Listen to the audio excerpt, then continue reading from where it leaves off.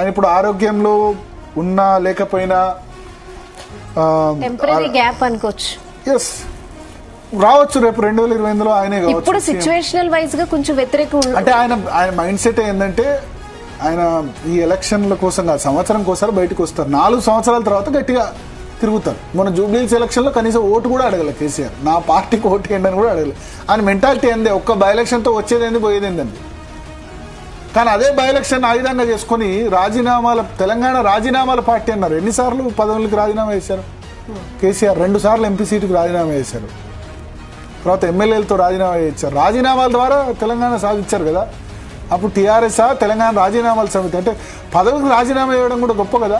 ఎప్పటికి కూడా welfare development. ఇవాళ తెలంగాణ రాష్ట్రం ఒక సక్సెస్ మోడల్ అని అనుకుంటున్నారు కదా.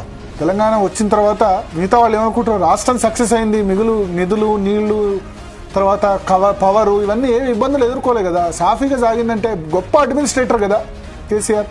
వెల్ఫేర్ స్కీమ్స్లో కూడా గొప్ప కదా. ఏందో ఐఎమ్ అగేన్స్ట్ ఫ్రీ బీస్, దీనికి వ్యతిరేకమైన వెల్ఫేర్ స్కీమ్స్ అంటే కేసీఆర్ గుర్తుకొస్తారు. డెవలప్మెంట్ అంటే కేసీఆర్ గుర్తుకొస్తారు. రాజకీయ నాయకుడు అడ్మినిస్ట్రేషన్ ఎట్లా చేయాలో మొత్తం యంత్రాంగాన్ని గుర్తించాలంటే కేసీఆర్ గుర్తుకొస్తారు.